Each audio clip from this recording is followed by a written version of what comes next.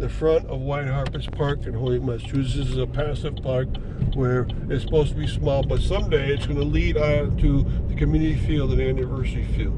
Now on the right is Bowdoin Village, a village made in 1945 for returned veterans from World War II. And it's grown to, it's at the edge of community field. Now also along this road you're going to see other homes, mostly from the 60s. You're going to see another village coming up. There's a lot of side streets. There's a back entrance to Holyoke Community College. We're now in the Jarvis Avenue neighborhood of Holyoke from the late 1940s. This road was here before, but it was very little around. But in the late 40s, it developed because a lot of veterans were coming back. So the Sullivan Middle School is on the right.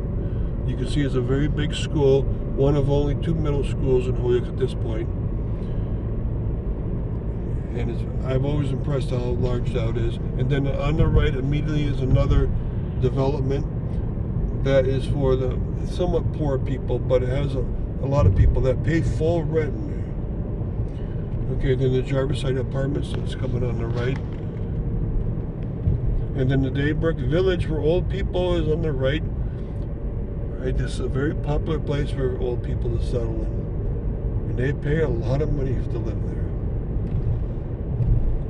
And it's named that because the Daybrook starts around this area, which is a very not known brook because most of it's underground.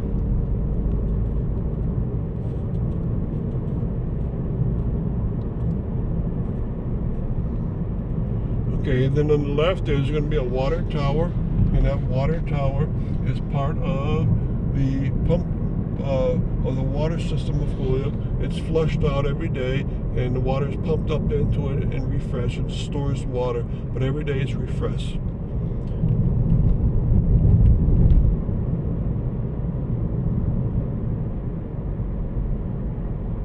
Now on the left are 2 old dumps. You can't see them anymore. They've been sealed up, and it's in the woods, but people were concerned about them, so they closed them up and they moved onwards.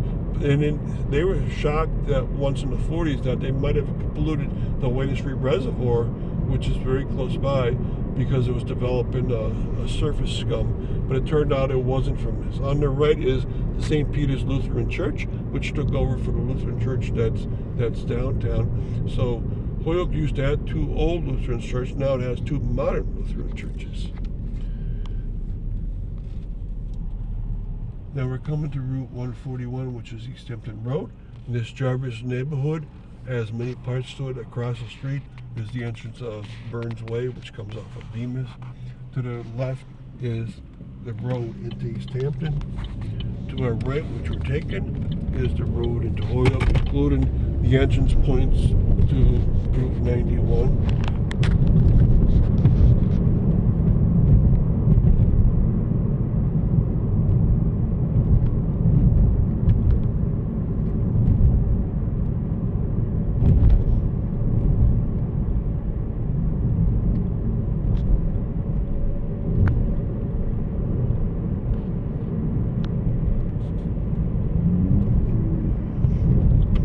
And the last street we're taking is Old Jarvis Avenue.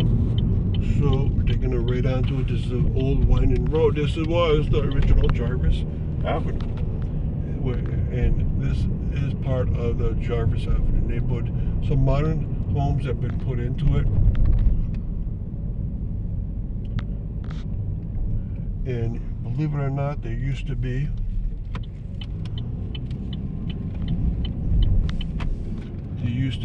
a service entrance up to the top of Anniversary Field or Scott's Tower up here. This is going to be refurbished, and this year 2023, it's going to be refurbished in the year 2024. There's going to be a handicap entrance right by this rock, which goes up this dirt path right up for about 1/3 of a mile for wheelchair users. And it's going to have a service road also, so the tarred road and a sidewalk-like road. One service vehicles and the other for handicapped wheelchair people. And so this road is going to get lots of attention. It's going to have 3 parking spaces plus 2 handicapped parking spaces. So it's going to change drastically next year. And one last thing to show you.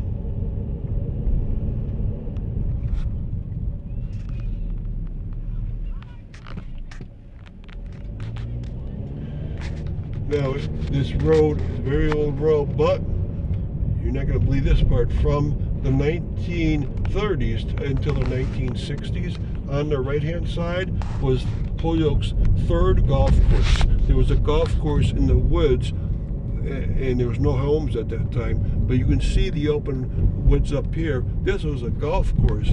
If you go in there, you might be able to see some of the remnants of that old golf course.